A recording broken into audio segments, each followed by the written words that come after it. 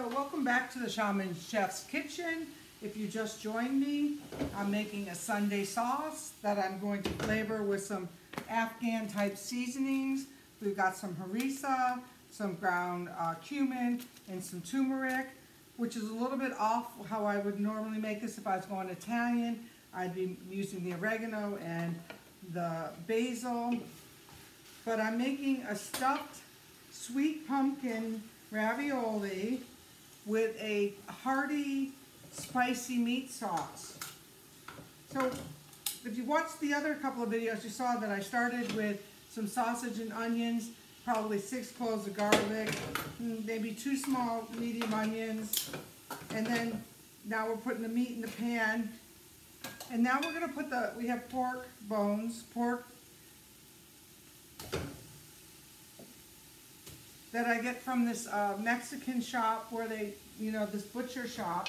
And now I'm going to brown these up. And the onions are still at the bottom. I'm just being really careful that they don't burn. They're kind of getting translucent with the garlic in there. And then I had this vegetable plate left from Thanksgiving. So, little carrots will be nice to sweeten up these tomatoes that I'm going to throw in here. So I'm going to toss those in here too. Kind of like I'm making a stock. But the stock is, instead of a beef or a chicken or a vegetable base, it's being made with a tomato base.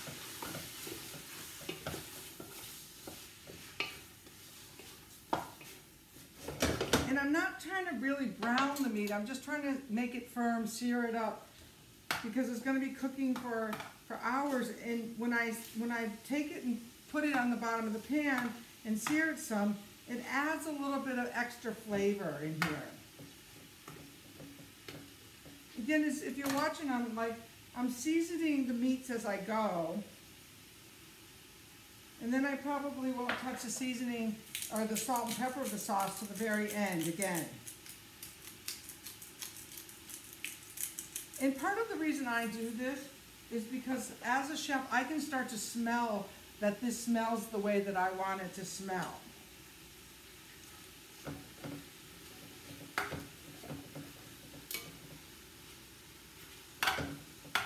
So at this point, if I was making an Italian sauce,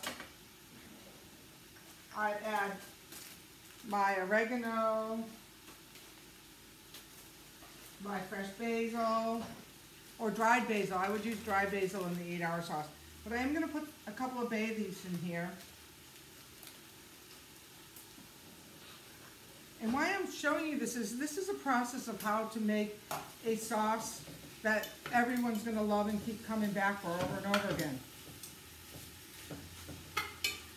So now what I'm going to do is I'm going to add all of this meat back in. As you can tell, we're making a meat sauce. And I've got diced tomatoes. Whoops, didn't open that one. More diced tomatoes. And because this is going to be like more saucy, I'm going to add 2 cans of tomato sauce. There we go. And then, oh yeah, and the cinnamon goes in with the Afghan too. And then I'm going to let this start to, I'm going to put, what am I going to do? I'm going to try to stir through this pot. And then this is going to start to cook down.